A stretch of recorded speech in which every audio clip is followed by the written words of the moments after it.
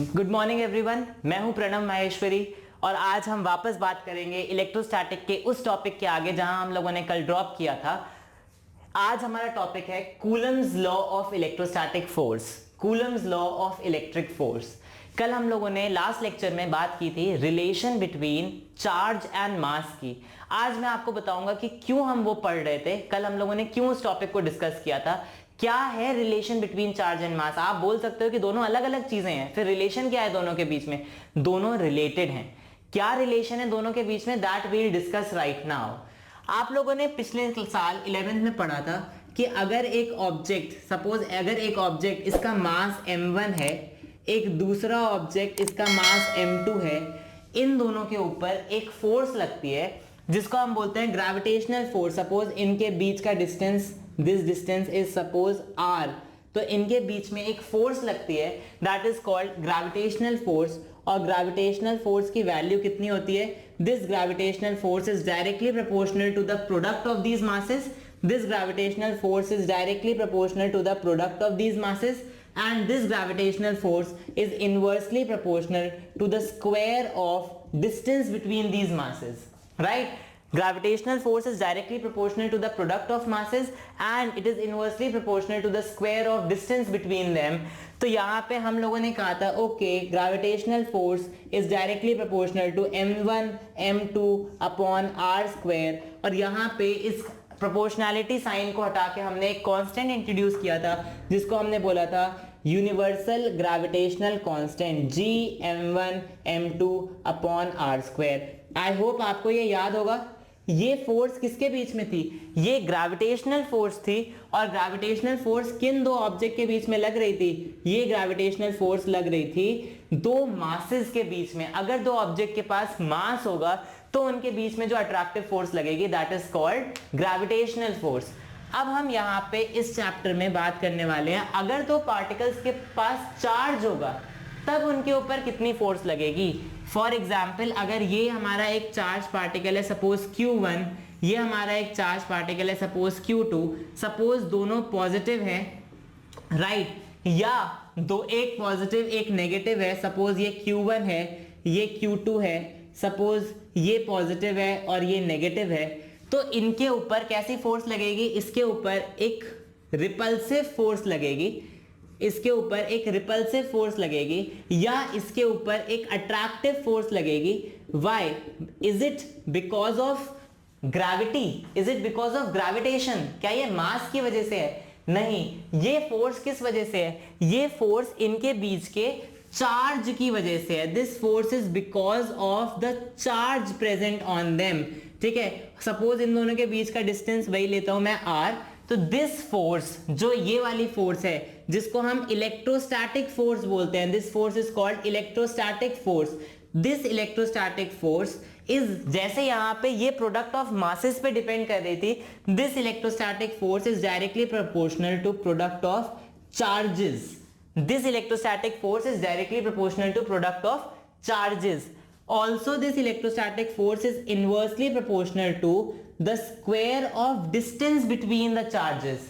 जैसे कि यहाँ पे square of distance था, वैसे ही electrostatic force is inversely proportional to the square of distance between the charges. दोनों charges के बीच के distance का square। अगर मैं इन दोनों को कंबाइन कर देता हूं तो क्या मिलता है? Directly proportional to Q1 Q2 divide by R square. Yes, तो यहां पे आ जाता है F is directly proportional to Q1 Q2 by R square. यहां पर अगर मैं इस प्रोपोर्शनैलिटी साइन को हटाता हूं तो एक कांस्टेंट आएगा, एंड इस कांस्टेंट की वैल्यू क्या होगी? इस कांस्टेंट की वैल्यू क्या होगी? 1 upon 4 pi epsilon nought Q1 Q2 by R square. बात समझ आ रही है? 1 अपॉन 4 पाई एप्सिलॉन, जैसे यहाँ पे एक कांस्टेंट था G, वैसे यहाँ पे एक कांस्टेंट आ गया 1 अपॉन 4 पाई एप्सिलॉन नॉट, और उसके बाद Q1 Q2 upon R square. क्या ये वाला रिलेशन और ये वाला रिलेशन कुछ सिमिलर दिख रहा है आपको?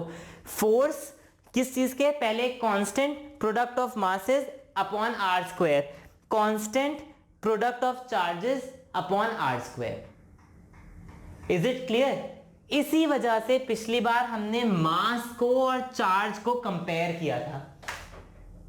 हम लोगों ने याद है कंपैरिजन में क्या बात की थी कि मास के बीच में हमेशा फोर्सेस कैसी हो सकती हैं, अट्रैक्टिव, वेयर एज चार्ज के बीच में फोर्सेस कैसी हो सकती हैं, अट्रैक्टिव भी हो सकती हैं और रिपल्सिव भी हो सकती हैं।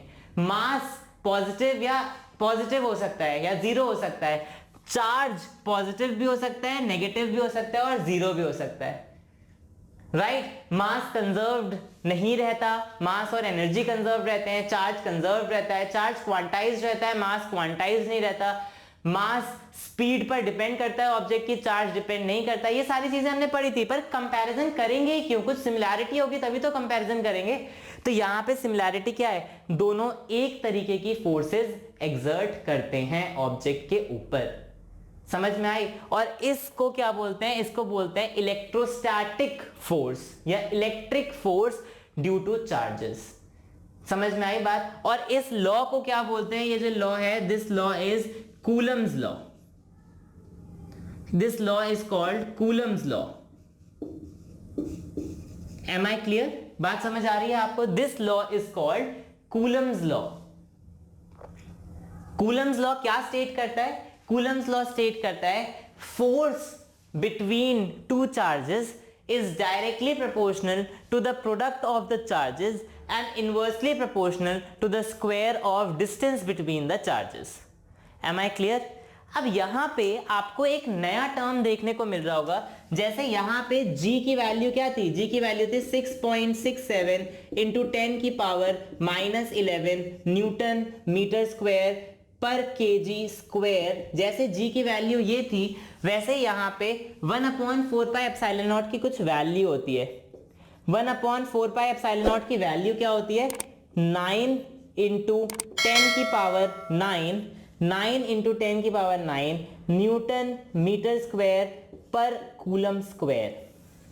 फाइन, लेकिन यहां पे आपको ये जानना जरूरी है, एम आई क्लियर, ये बात आपको समझ में आ गई है। I am erasing the right portion, क्योंकि यहां पे हम मास के बारे में डिस्कस नहीं करेंगे, यहां पे हम सिर्फ चार्जेस के बारे में डिस्कस करेंगे, इस वजह से मैं ये राइट वाला पोर्शन वो कर देता हूं, इरेज कर देता हूं। ओके, तो जब हम यहां पे बात कर रहे हैं तो यहां पे 1/4 पाई एप्सिलॉन नॉट का मतलब क्या है, देखिए यहां पे जो ये एप्सिलॉन वर्ड है ये बताता है permittivity of the medium. Permittivity of the medium का मतलब क्या है, सपोज दो पार्टिकल्स हैं, जब वो स्पेस में चार्ज एक दूसरे के ऊपर फोर्स एक्सर्ट करते हैं, तो इस बात पे डिपेंड करता है, इस बात पे फर्क होता है कि क्या ये दोनों पार्टिकल्स वैक्यूम में रखे हुए हैं, क्या ये दोनों पार्टिकल्स एयर में रखे हुए हैं, क्या ये दोनों पार्टिकल्स वाटर में रखे हुए हैं या किसी और मीडियम पे रखे हुए हैं, क्योंकि मीडियम इसको कितनी फोर्स अलाउ करने देगा, this is given by permittivity of the medium. If suppose these two particles are placed in vacuum, these two particles are placed in vacuum, or these two particles at the same distance are placed in glass, or these two particles at the same distance are placed in water, ठीक है, या तो vacuum में रखे हैं या glass में रखे हैं या वाटर में रखे हैं, तो इस बात पे फर्क पड़ेगा। हो सकता है यहां पे इनके बीच में जो फोर्स ऑफ रिपल्शन लग रही हो, माइट बी इनके बीच में फोर्स ऑफ रिपल्शन 100 न्यूटन लग रही हो, माइट बी यहां पे इनके बीच में फोर्स ऑफ रिपल्शन 30 न्यूटन लग रही हो, माइट बी इनके बीच में फोर्स ऑफ रिपल्शन 70 न्यूटन लग रही हो। मतलब दोनों पार्टिकल्स है, उनके चार्ज पे डिपेंड करेगा, उनके चार्ज पे डिपेंड करेगा, बिल्कुल करेगा, उनके बीच के डिस्टेंस पे डिपेंड करेगा, बिल्कुल करेगा, लेकिन उनके बीच के मीडियम पे भी डिपेंड करेगा कि उनके बीच में यहाँ पे मीडियम है कौन सा। समझ आ रही है बात। और ये कौन बताता है, ये बताता है ये वाला टर्म। जितनी ज्यादा परमिटिविटी होगी मीडियम की, उतना कम फोर्स एक्सर्ट करेगा उस मीडियम में दोनों चार्ज एक दूसरे पर। जितनी कम परमिटिविटी होगी उतनी ज्यादा फोर्स एक्सर्ट करेगा। आपको पता है सबसे कम परमिटिविटी किसकी होती है, सबसे कम परमिटिविटी होती है एयर की या वैक्यूम की, लगभग बराबर। तो यहां पे आप लिख सकते हो वैक्यूम और एयर have least permittivity,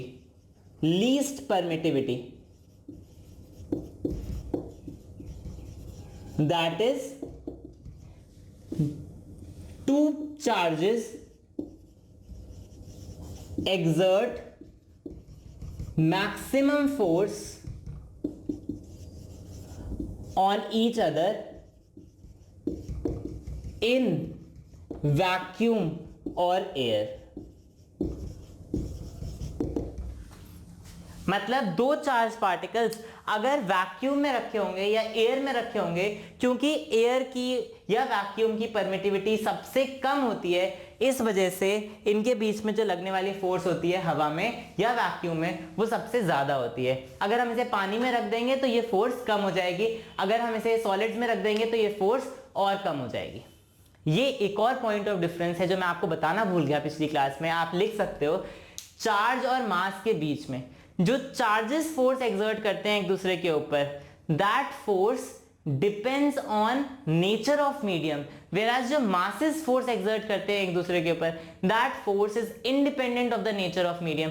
दो मासेस अगर रखे होते हैं, इस बात से फर्क नहीं पड़ता कि वो सॉलिड में है, लिक्विड में है, गैस में है या वैक्यूम में है, वो एक दूसरे के ऊपर हमेशा सेम फोर्स एक्सर्ट करेंगे। whereas जो ग्रेविटेशनल फोर्स, whereas जो इलेक्ट्रोस्टैटिक फोर्स है, that depends on the nature of the medium.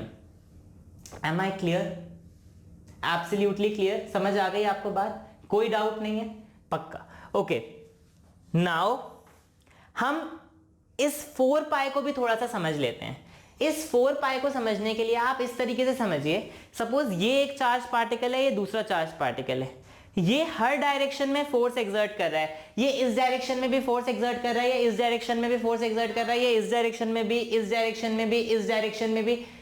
ऐसे कितने डायरेक्शंस हो सकते हैं एक पार्टिकल के पास स्पेस में? आपको पता है ना कि अगर हम 2D की बात करें तो कितने एंगल्स हो सकते हैं हमारे पास? 0, 1, 2, 3, 90, 180, मतलब पाई, फिर इसके बाद और 270 करते करते करते करते टोटल कितने एंगल हो सकते हैं? 360 डिग्रीज। 360 डिग्रीज का मतलब क्या हो जाता है? 2 पाई। अगर एक प्लेन की बात कर रहे हैं हम, एक प्लेन चीज की, तो इसमें टोटल कितने डायरेक्शंस हो सकते हैं एक पॉइंट के आसपास? 2 पाई डायरेक्शंस हो सकते हैं। अंडरस्टूड? यस और नो? वेयरएज अगर हम बात करते हैं थ्री डायमेंशनल चीज की, स्पेस की, तो यहां पे कितने डायरेक्शंस हो सकते हैं एक ऑब्जेक्ट के पास? 4 पाई डायरेक्शंस हो सकते हैं। यहां पे टोटल कितने डायरेक्शंस हो सकते हैं आसपास?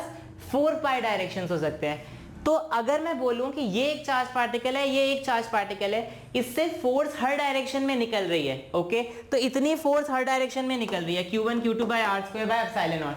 लेकिन इस तक कितनी फोर्स पहुंचेगी? इन 4 पाई डायरेक्शंस में से सिर्फ एक डायरेक्शन में ये होगा, इस वजह से इस पार्टिकल तक सिर्फ और सिर्फ एक डायरेक्शन में फोर्स पहुंचेगी। And that is the reason, वो रीजन है जिसकी वजह से यहां पे हम लगाते हैं 1/4 पाई। तो मतलब 4 पाई में से एक। Am I clear? बात समझ में आई? Out of 4 pi directions we have one direction in which this force is exerted. आपको इस कांस्टेंट का मतलब समझ में आ गया? 1/4 पाई एप्सिलॉन नॉट का मतलब, एक बार एप्सिलॉन नॉट की यूनिट देख लेते हैं। एप्सिलॉन नॉट, अच्छा एक चीज और, हम लोग, मैंने आपको बताया एप्सिलॉन हम बोलते हैं परमिटिविटी ऑफ मीडियम। अगर मोस्टली हम चीजें किस में रखते हैं, एयर में या स्पेस में, तो एयर को या स्पेस को हमने एक एब्सोल्यूट वर्ड दे दिया है, हम इसके आगे क्या लगा देते हैं? एप्सिलॉन के आगे नॉट लगा देते हैं। इसका मतलब permittivity of medium, which medium? Permittivity of air और वैक्यूम। बात समझ में आई? तो अगर हम यहां एयर में रखा होता है ऑब्जेक्ट या वैक्यूम में रखा होता है तो यहां नॉट लगा देते हैं, अगर नहीं रखा होता है तो 1/4 पाई एप्सिलॉन लगा देते हैं। इसका नाम बहुत सारे लोग गलत प्रोनाउंस करते हैं, मैं लिख देता हूं यहां पे, it is EPSILON, epsilon, okay? Epsilon, and this is epsilon not. Not हम किस लिए लगाते हैं? इस जो छोटा सा जीरो होता है उसके लिए। इसको हम बोलते हैं एप्सिलॉन नॉट और इसको हम बोलते हैं एप्सिलॉन, ओके? चलिए जल्दी से इसका यूनिट देख लेते हैं। अगर इसको मैं इधर लेके जाऊंगा तो एप्सिलॉन का यूनिट क्या हो जाएगा, यूनिट ऑफ परमिटिविटी क्या हो जाएगा, unit of permittivity will be, यहाँ पे कूलम, यहाँ पे फोर्स का न्यूटन नीचे आ जाएगा और रेडियस का, तो this will be coulomb square पर न्यूटन पर मीटर, सॉरी हाँ, पर कूलम स्क्वायर पर न्यूटन पर मीटर स्क्वायर। कूलम स्क्वायर, ये न्यूटन नीचे आ जाएगा और पर मीटर स्क्वायर नीचे है। This is the unit of permittivity of medium. ठीक है, अगर हम इसके डायमेंशंस की बात करते हैं तो आप डायमेंशंस भी देख सकते हो। डायमेंशंस यहाँ पे किसके आएंगे, यहाँ पे आएंगे चार्ज के डायमेंशंस। चार्ज के डायमेंशंस की हम ऑलरेडी बात कर चुके हैं। चार्ज क्या होता है, Q by T is equal to I, तो यहाँ पे Q के डायमेंशन हो जाते हैं एम्पियर इंटू टाइम। यहाँ आ जाएगा a square T square divide by, ये ampere into time, ampere into time, a square T square, यहाँ पे ये आ जाएगा। तो फोर्स के डायमेंशन होते हैं m l t minus 2, okay, और r के डायमेंशन होते हैं मीटर, तो यहाँ पे आ जाएगा मीटर स्क्वायर, ये आ जाएगा m की पावर -3, l की पावर -1, t की पावर -4, a की power 2। This will be the dimension of epsilon. समझ में आ गई बात? Am I clear? I hope आपको आज का लेक्चर समझ में आया होगा। आज के लेक्चर में हम लोगों ने बात की है Coulomb's law of electrostatic force की, मतलब अगर दो पार्टिकल्स चार्ज होते हैं तो उनके बीच में कितनी फोर्स लग रही होती है। We are talking about this, either it can be attractive और रिपल्सिव। होती कितनी है मैग्नीट्यूड में, इतनी। हम लोगों ने इसको किससे कंपेयर किया है, हम लोगों ने कंपेयर किया है ग्रेविटेशनल फोर्स से। यहाँ पे जो कांस्टेंट होता है, कांस्टेंट की वैल्यू, यहाँ पे जो 4 पाई और एप्सिलॉन है परमिटिविटी, इसका मतलब क्या होता है और इसके यूनिट्स क्या होते हैं। तो we have discussed these things in today's class. कल की क्लास में हम लोग बात करेंगे इस कूलम्स लॉ को वेक्टर फॉर्म में समझने की कोशिश करेंगे। आई होप आपको आज का लेक्चर समझ में आया है। अगर आपको मेरे बनाए हुए वीडियोस पसंद आ रहे हैं, इंफॉर्मेटिव लग रहे हैं, you are getting a good grasp for concepts of CBSE, then please like my video, comment in the comment section what I need to improve or what would you love to see more of me, and subscribe to my channel. Do not forget to subscribe to my channel for getting more updates on my videos. Take care.